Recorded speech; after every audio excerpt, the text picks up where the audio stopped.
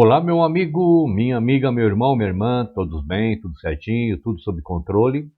Esperamos que tudo e todos estejam bem por aí, porque nós estamos todos bem por aqui. Bom, vamos dar continuidade então, ao estudo bíblico para adventista. Porque adventista do sétimo dia, ele dá estudo bíblico, não dá? Eu dei muito estudo bíblico dentro do escopo doutrinário da Igreja Adventista. Eles dão esse estudo bíblico completamente equivocados, né?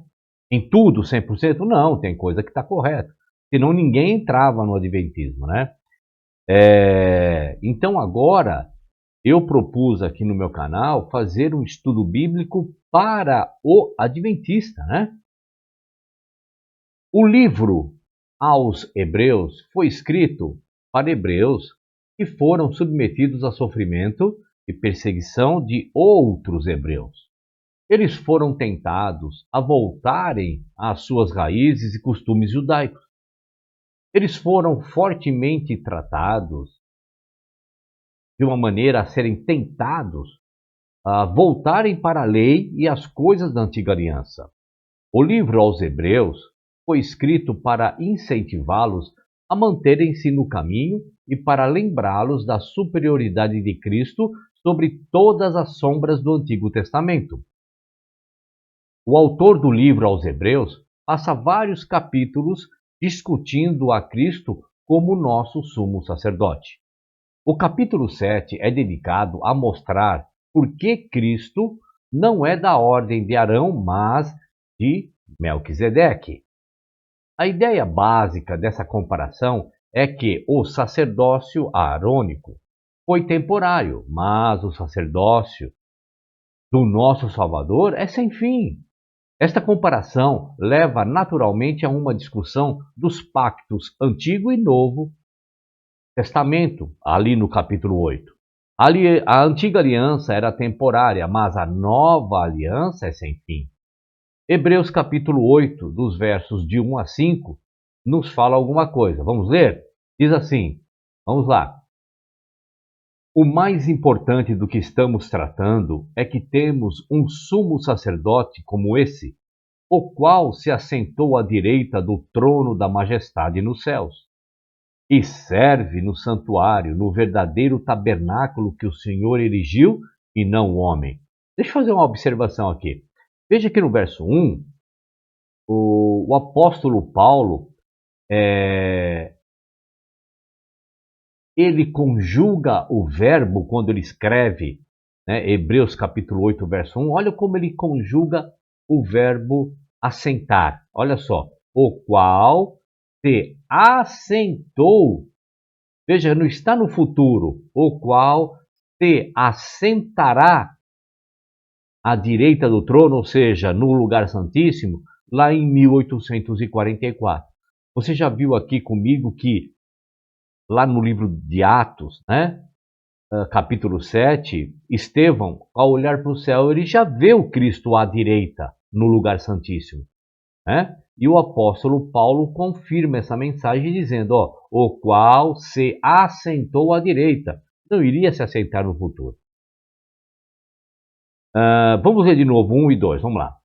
O mais importante do que estamos tratando é que temos um sumo sacerdote como esse, o qual se assentou à direita do trono da majestade nos céus e serve no santuário, no verdadeiro tabernáculo que o Senhor erigiu, e não o homem. Verso 3. Todo sumo sacerdote é constituído para apresentar ofertas e sacrifícios, e por isso era necessário que também este tivesse algo a oferecer. Se ele estivesse na terra, nem seria sumo sacerdote, visto que já existem aqueles que apresentam as ofertas prescritas pela lei. Verso 5.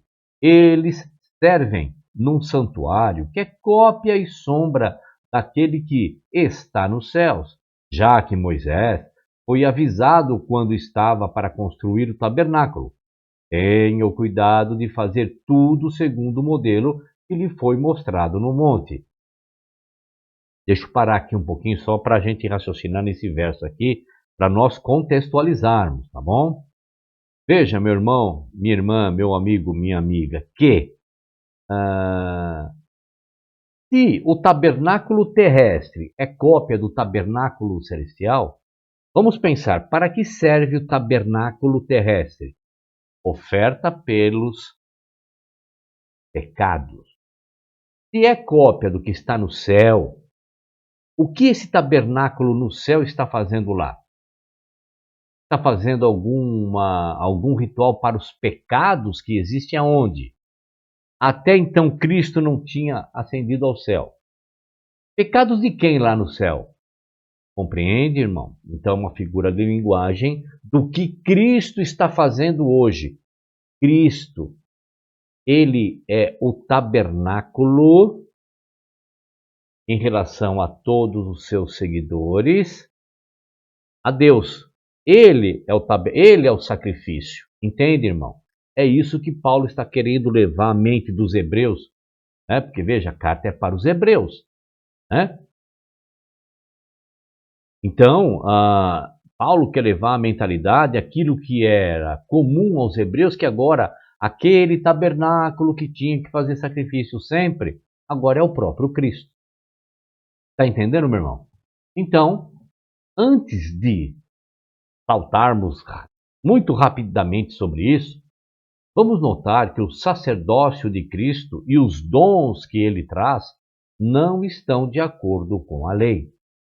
Aquelas coisas da lei eram apenas uma sombra do que estava por vir, mas a substância pertence a quem? A Cristo, isso mesmo. O ministério de Cristo é verdadeiramente novo, não é apenas uma continuação da mesma velha aliança. Hebreus capítulo 8, verso 6, nos diz alguma coisa. Vamos ler? Diz assim, vamos lá. Agora, porém, o ministério que Jesus recebeu é superior ao deles, assim como também a aliança da qual ele é mediador é superior à antiga, sendo baseado em promessas superiores. Você já sabe, né, de que promessa se refere e tal e tudo mais. Se você ainda não assistiu aos vídeos anteriores, aos estudos anteriores para um adventista, você que é um adventista, ou mesmo que não seja, você vai ver que a promessa que foi feita com Abraão não tem nada, absolutamente nada a ver com a lei que foi feita no Sinai com Moisés. E é disso que está falando. Paulo escreve aos Hebreus, olha, o sacerdócio de Cristo é maior e mais importante do que esse sacerdócio que já existe, né? Então, o que acontece? Acontece que, sendo maior e melhor o sacerdócio, a aliança, consequentemente, também é. Note, meu irmão, minha irmã, que o ministério de Jesus não é apenas mais excelente, mas ele é também o novo mediador de um novo e melhor pacto. Esta nova aliança é muito melhor do que a antiga aliança. A nova aliança é melhor do que o decálogo. A nova aliança tem melhores o quê? Promessas. É verdadeiramente o quê, meu irmão, minha irmã? Nova. É uma nova aliança. Não é apenas o mesmo Velho Testamento reaquecido, reformulado. Não, não é. Não se trata de transferir o ministério da condenação, o decálogo, aquilo de pedra, em carne. Tal ideia é estranha ao texto que nós estamos lendo. E vamos ler ainda. Vamos lá, Hebreus capítulo 8, verso 7, o que diz? Diz assim, pois, se aquela primeira aliança fosse perfeita, não seria necessário procurar lugar para outra. Agora, meu irmão, note que a velha aliança não era o quê? Perfeita. Muitos insistem em dizer que o decálogo é a lei suprema de Deus, mas isso não se encaixa com a ideia expressa que acabamos de ler. O decálogo era bom e santo, pode ter certeza, mas não era a lei suprema que Deus traria. E é bom e perfeita para quem? Para o hebreu, porque foi feita para hebreus. Você já viu isso nesse estudo. Tudo o que o decálogo podia fazer era o quê? Uma única coisa, condenar.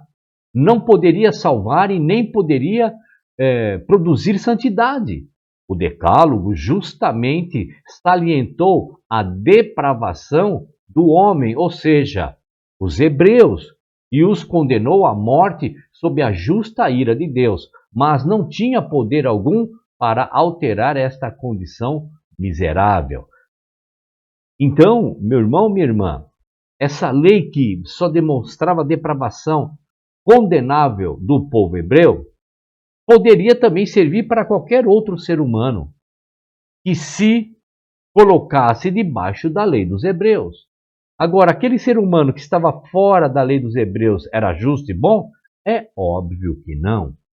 Um pacto totalmente novo era necessário, e não apenas uma reorganização da antiga aliança ou uma transferência do decálogo de um lugar para o outro.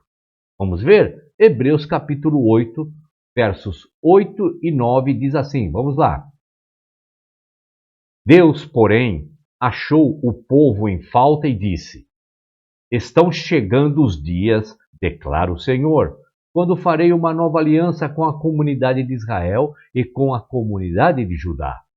Não será como a aliança que fiz com os seus antepassados, quando os tomei pela mão para tirá-los do Egito, visto que eles não permaneceram fiéis à minha aliança. Eu me afastei deles, diz o Senhor. Isto não poderia ser mais claro, meu irmão. A nova aliança é realmente nova. Não é como a antiga aliança, lá o decálogo. Não, não é mesmo. Deixe-me dizê-lo novamente para dar ênfase. A nova aliança não é como o decálogo. Hebreus capítulo 8, versos 10 e 11. Vamos ver? Diz assim: Esta é a aliança que farei com a comunidade de Israel depois daqueles dias, declara o Senhor. Porei minhas leis em suas mentes e as escreverei em seus corações. Serei o Deus deles e eles serão o meu povo. Ninguém mais ensinará a seu próximo nem a seu irmão, dizendo: Conheça o Senhor, porque todos eles me conhecerão, desde o menor até o maior. Há muitas coisas que são realmente novas nesta aliança, meu irmão, minha irmã, meu amigo, minha amiga.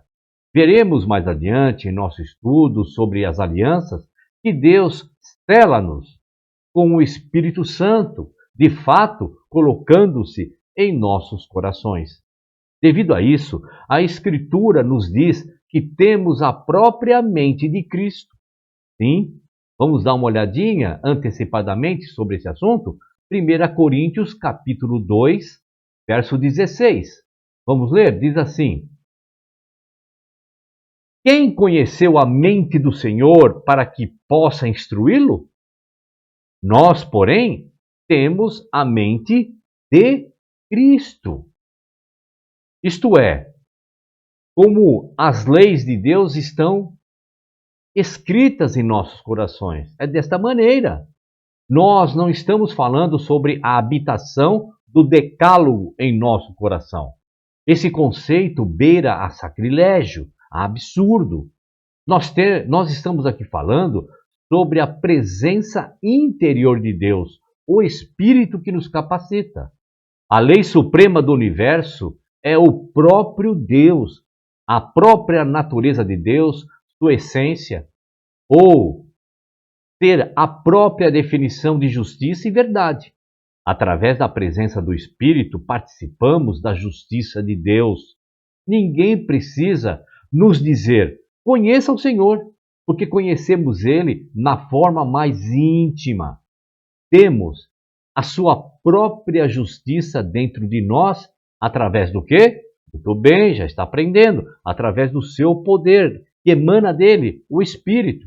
O legislador supremo do universo habita dentro de nós. Vamos explorar o que a Bíblia chama de lei de Cristo, ou a lei da liberdade, mais adiante em um outro vídeo, tá? Basta dizer por agora que o Decálogo não é, nem nunca foi a lei suprema de Deus. Foi apenas uma sombra do que viria. É verdade, meu irmão. Hebreus capítulo 8, verso 12. Vamos dar uma olhada lá? E diz assim: porque eu lhes perdoarei a maldade e não me lembrarei mais dos seus pecados. Aqui está outro contraste. Dá para perceber. O decálogo foi o ministério da morte e condenação. Você já viu Paulo dizendo isso aqui. O decálogo destacou pecado e condenou todos sobre a ira de Deus. O decálogo não teve absolutamente nenhum, mas absolutamente nenhum poder para mudar esse triste estado. Sob a nova aliança, os nossos pecados não são mais lembrados. Isso realmente é uma coisa nova. Hebreus capítulo 8, verso 13, vamos lá. E diz assim: chamando nova esta aliança, ele tornou antiquada a primeira. E o que se torna antiquado e envelhecido está a ponto de desaparecer. O novo é realmente novo e o velho é realmente antiquado, envelhecido. E está a ponto do quê? De desaparecer. O decálogo é antiquado, obsoleto. O decálogo é envelhecido. O decálogo está a ponto de desaparecer. Você acabou de ler aí. O decálogo não desempenha um papel na vida de absolutamente ninguém. O decálogo é obsoleto, antiquado, porque agora temos o Espírito do próprio Deus habitando em nós. O decálogo é obsoleto porque o Espírito do Pai nos molda conforme a lei de quem? De quem, meu irmão? Você que já está aqui habituado a assistir os meus vídeos. A lei de Cristo. Muito bem, meu irmão. O decálogo é obsoleto porque há um novo pacto, um melhor pacto, uma aliança que não é como o decálogo. O decálogo que veio através de Moisés é obsoleto porque agora há um novo e melhor mediador, o próprio Cristo. Tudo sobre a nova aliança é verdadeiramente novo e melhor. Até mesmo as promessas que Cristo nos deu são melhores promessas. Né? O Novo Testamento, a promessa, condição e sinal. Isso é o tema do nosso próximo estudo, próximo vídeo, próximo tema, o nome que você quiser dar. Tá? Iremos explorar as melhores promessas da nova e melhor aliança. O quê? O Novo Testamento. Tá bom, meu irmão, minha irmã, meu amigo, minha amiga e você, principalmente, meu irmão adventista, este estudo é para você. Eu tomo aqui o meu tempo, desenvolvo aqui um conteúdo para você, meu irmão adventista, que está dentro das fileiras do adventismo. Tá certo? Não esqueça então de dar o like, se inscrever, acionar o sino, compartilhar, comentar, tá bom? Um abraço a todos e até o próximo vídeo. Até lá.